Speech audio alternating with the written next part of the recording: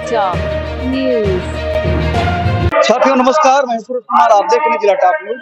इस समय जनपद सुल्तानपुर तिकोनिया पार्क में तो एक बहुत जबरदस्त प्रोग्राम चल रहा था सामाजिक न्याय महासम्मेलन को लेकर के। तो यहाँ के बहुजन के लोग एकत्रित हैं, जो बहुत बड़ा कार्यक्रम रहा। पूरा कार्यक्रम हम आपको दिखाएंगे। और मुझे सौभाग्य प्राप्त हुआ है कि मैं अपने विचारों को आपके सामने रख सकूं। मंच पर उपस्थित सारे विचारवंत और मेरी प्रबुद्ध जनता जो मुझे और हम लोग के विचारों को सुनने आई है, इसमें ढेर सारे ऐसे लोग होंगे जो मुझसे भी ज़्यादा जानते होंगे। और ज़्यादातर मैं लोगों को गौर से देख रहा था, सभी प्रबुद्ध हैं और बेहतर लोग हैं। तो आप सभी को मेरा हार्दिक प्रणाम और अभिनंदन। मैं अपनी बात जो ओबीसी दलित उत्तर प्रदेश में हूँ, उत्तर प्रदेश की बात से शुरू करूँगा।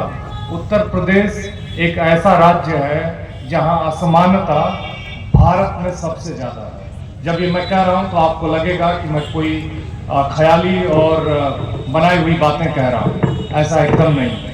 अभी कल एक लेख छपा है टॉमस पिकेटी, जिनको इकोनॉमिक्स में नोबेल मिला है। उन्होंने अभी कुछ दिन पहले एक रिपोर्ट तैयार की। उस रिपोर्ट को औपचारिक रूप से वर्ल्ड इनइक्वालिटी लैब ने छापा है। वर्ल्ड इनइक्वालिटी लैब 2012 में घट के 2022 में 9% हो गई है। एससी और एसटी की, जिनकी इस देश में आबादी लगभग 25-26% है, 17% दलित आबादी है और 8 से थोड़ा सा ज्यादा आदिवासी आबादी है, ये लगभग 26% हो जाता है।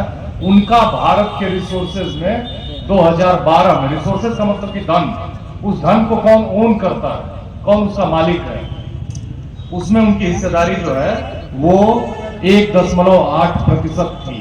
वो 2022 में थोड़ा सा बढ़ी है और 2.2% हुई है। माइनॉरिटी पे तो कोई रिपोर्ट ही नहीं है ठीक से, और ये मैंने तैयार नहीं की है। टॉमस पिकेटी, जिनको इकोनॉमिक्स का नोबेल मिला है, उन्होंने तैयार की है। लुकास चांसल एक बहुत बड़े दुनिया के अर्थशास्त्री हैं, और तीसरे भारत से जुड़े हुए एक शख्स हैं नवनीत। तो ये आप जान के चलिए कि ये हालत है। अगर मैं इसको 100 लोगों के रूपक में देखूं कि कैसे भारत में जो असमानता है वो कैसे बढ़ रही है, आप इसको समझिए कि अगर 100 लोग रहते हैं देश में, तो इस देश की करीब 90% जनता 13 रोटियों में।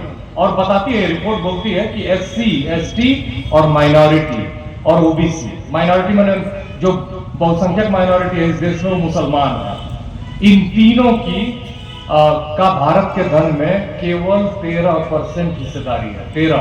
अगर मान लीजिए इस पूरे देश में 100 लोग रहते हैं, तो ये जो 90% आबादी है 13 रोटियों में जिंदा है।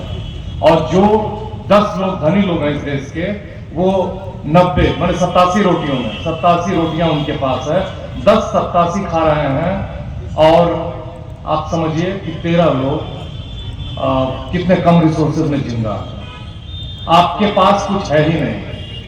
ये मैंने 90 लोग, क्षमा करिएगा, 13 रोटियों में जिंदा। कैसे जिंदा है? ये आपकी जो गरीबी है उसका सीधा संबंध आपके न लड़ने और सामाजिक रूप से जागरूक न होने की वजह से है। मैं आपको बता रहा हूं, इस देश की का जितना भी रिसोर्स है, रिसोर्स का मतलब कि अगर झारखंड में, उड़ीसा में, पश्चिम बंगाल में, छत्तीसगढ़ में और मध्य प्रदेश में नेचुरल रिसोर्स है, बॉक्साइट माइनिंग है या कोई माइनिंग है, उसके मालिक कौन है? आप उठा के देख लीजिए। और मैंने आपको साफ साफ बताया कि आप जब आवाज अपने लिए नहीं उठाएंगे तो दूसरा नहीं उठाएगा। रिजर्वेशन मिले ओबीसी को, 7 अगस्त 1990 को वो रिजर्वेशन लागू हुआ, बीपी सिंह ने लागू किया मंडल कमीशन के रिकमेंडेशन पे, और इंदिरा साहनी कोर्ट चली गई, एक वकील थी, और वो 92 में जजमेंट आया, 2 साल बाद। लागू हुआ 93 में।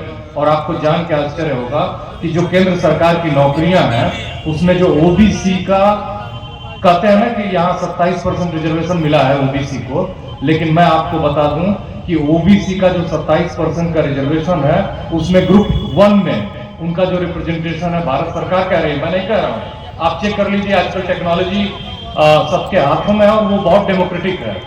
मोदी जी गलत हिस्ट्री कोट कर सकते हैं, लेकिन गूगल गलत हिस्ट्री नहीं बताएगा।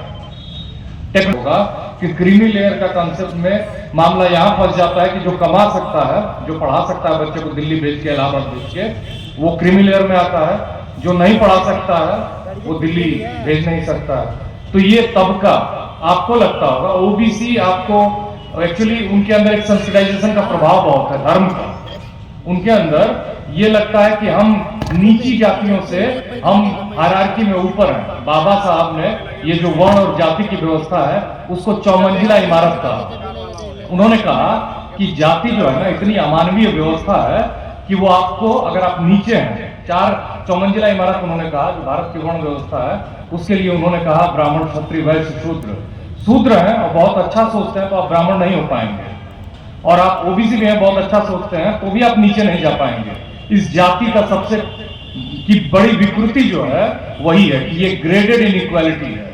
आपको ऐसे बांट दिया गया है। अब आप देखिए, ब्राह्मणों का वर्ण एक है, जाति एक है, क्षत्रियों का वर्ण एक है, जाति एक है, वैश्यों का वर्ण एक है, जाति एक है, शूद्रों में ओबीसी में 5000 जातियां हैं, कुर्मी, आहिर और कोयरी, मान लीजिए 3 जातियां लोग के, इसमें 5000 जातियां हैं। हालांकि और भी जातियां हैं, मैं इनको पूरा नहीं बता पा रहा हूं। वो एससी में 1200 से ज्यादा जातियां हैं, एसटी में बहुत जातियां हैं। डिवीजन क्यों किया गया? ताकि आप एकजुट ना हो पाए और उनके वर्चस्व का विरोध न कर पाए, उनके वर्चस्व का विरोध न कर पाए आप अपने ईगो में। और उससे भी नहीं, उस डिवीजन को और गहरा करने के लिए उन्होंने जातियों के भीतर उपजातियां बनाई, उनको और 6-7 लेयर्स में बांट दिया।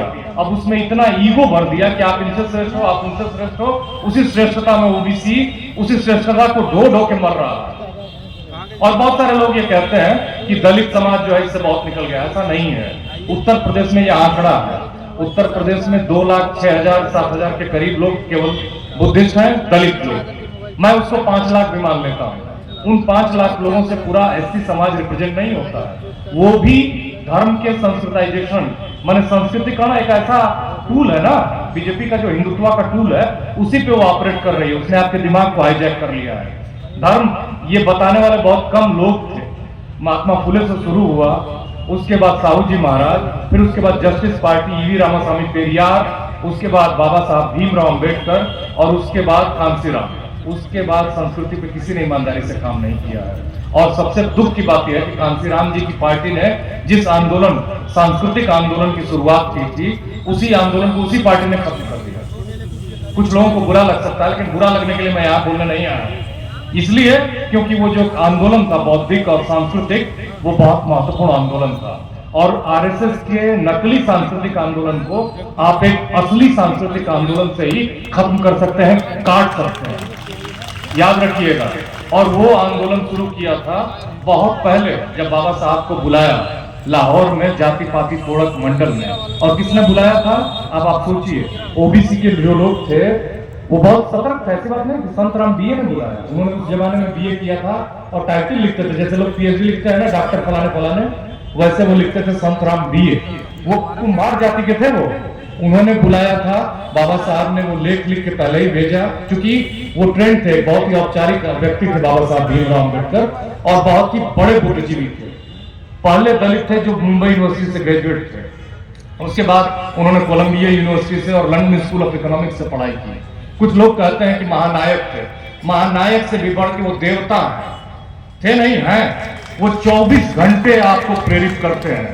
वो 24 घंटे आपको प्रेरित करते हैं। आपके कार में, आपके मोबाइल में, आपकी किताबों में, आपके घर में, आपके दरवाजे के बाहर उनकी फोटो होनी चाहिए। इसलिए नहीं होने चाहिए कि उन्होंने केवल समाज को जगाया, इसलिए होनी चाहिए कि आपको वो दिखना चाहिए जो आपको करना है। और आपको करना क्या है?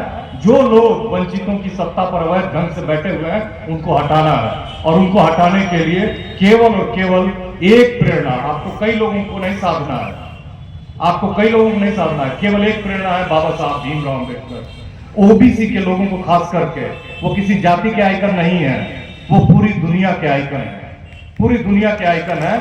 आपको उनको हमेशा 24 घंटे अपने दिमाग में रखना है और उसके लिए उसी के आसपास चीजें घूमनी चाहिए। मैं आपको बता रहा हूं, आप जितना देर करेंगे, आज आप यहां से जाइएगा और इसी दिशा में सोचिएगा, अगर आप जितना देर करेंगे उतना पीछे जाएंगे। और 1997 में चीन 1 ट्रिलियन की इकोनॉमी बन गया और 2014 से पहले वो 2007 तक वो 3 ट्रिलियन की इकोनॉमी बन चुका था। और भारत 2014 के बाद 3 ट्रिलियन की इकोनॉमी बना है। आज चीन जो है वो 15 ट्रिलियन की इकोनॉमी है, भारत से 5 गुना बड़ा इकोनॉमी।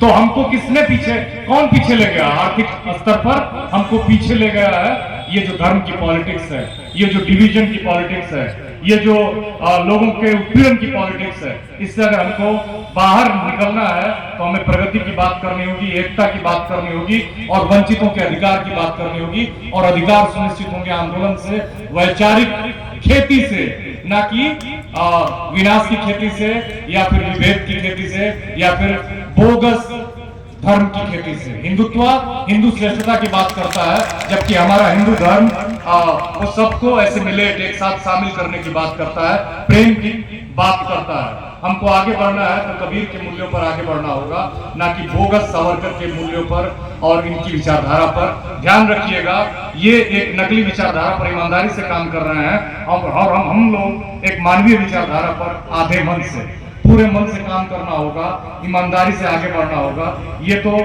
तुरंत इतिहास बन जाएगा। धन्यवाद। जय हिंद।